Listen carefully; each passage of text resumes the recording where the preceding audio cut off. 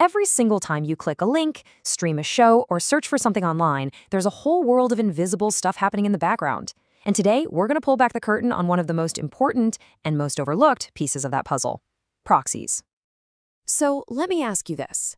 When you type in a website and hit enter, who do you think is actually handling that request? You might think it's a straight shot from your computer to the website's server. But, well, it's usually not that simple. There's often someone standing in the middle. And that's where the proxy comes in. It's the internet's ultimate middleman, a go-between that manages your traffic. But what does that really mean? What is it actually doing? Okay, the best way to think about a proxy is like this. It's a digital security guard and a five-star hotel concierge, all rolled into one. It's a guard because it inspects all the traffic coming and going, providing security. And it's a concierge because it makes everything run smoother and faster. It's the single gatekeeper between you and the wild world of the internet. Now here's where it gets really, really interesting. These digital guards, they can work for two different bosses. They can either be on your side, protecting you, or they can work for the website you're visiting, protecting them. And this brings us to the two main flavors of proxy. On one side, you have the forward proxy. That's your personal security detail, sitting between you and the rest of the web. On the other side, you've got the reverse proxy. That's the venue's bouncer, standing right in front of the website's servers. And trust me, they have very different jobs. Let's talk about your guard first, the forward proxy. This one is all about protecting you. Think about your office network. It probably uses a forward proxy to block you from visiting certain websites. It also filters out sketchy, malicious stuff. And most importantly, it can hide your real identity, your IP address, giving you a serious layer of anonymity online. Then you have the venue's guard, the reverse proxy. Its mission is totally different. It's there to protect the website. It's like a traffic director, making sure no single server gets overloaded. It also keeps copies of popular stuff handy so the site loads way faster for you. And of course, it's the first line of defense against anyone trying to attack the website itself. So how do these guards actually get the job done? Well, they don't just stand there. They come equipped with a pretty powerful toolkit, a whole utility belt of functions that let them control, secure, and speed up all that internet traffic. So let's take a look at what's in that belt. If we boil it down, their toolkit really has four main gadgets. First, they filter content to keep the bad stuff out. Second, they can anonymize your identity to protect your privacy.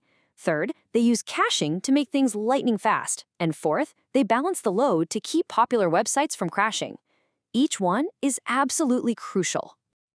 Let's start with caching. So remember that concierge analogy? Imagine they kept the most requested brochures right on the front desk instead of having to run to a back room every time someone asked. That's caching. A proxy saves copies of things that get requested a lot, like images or logos, so it can just hand them to you instantly instead of fetching them from the original server every single time. It's a huge speed boost.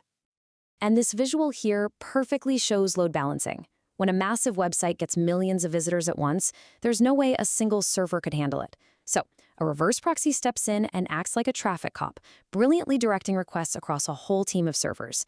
This is what keeps your favorite services online and prevents those frustrating crash screens. Anonymization. Okay, this is probably the feature you've heard the most about. It's pretty straightforward, but incredibly powerful. When you make a request through a proxy, it swaps out your IP address for its own. So the website you're visiting, it only ever sees the proxy. It never sees you. This is absolutely fundamental to protecting your privacy online. But here's the thing. Like any security guard, a proxy isn't a superhero. It's not invincible. And if it goes down or gets compromised, it can actually become a massive weak point in your security. So we gotta talk about what happens when things go wrong. See, because it sits right in the middle of everything, a proxy can become what we call a single point of failure. One simple mistake in its configuration could accidentally expose the very servers it's trying to hide. Attackers are always looking for ways to just walk right around it, or they might try to trick it into serving up malicious content. And of course, the guard itself can just be completely overwhelmed by an attack. And that's exactly why just having a proxy isn't good enough. Not even close. It needs to be configured properly, constantly maintained, and woven into a much bigger security plan. You have to actively harden your digital defenses to make sure your guard is actually effective. So how do you do that? Well, to build a really solid defense, you start by hardening the configurations to plug any accidental holes. Then, you lock down the routing so attackers can't just bypass your guard. You also want to give your guards some backup, integrating other tools like a web application firewall. And finally, you check IDs by requiring authentication, and you log everything so you always know exactly who is coming and going. And really, this quote from the source material just sums it all up perfectly.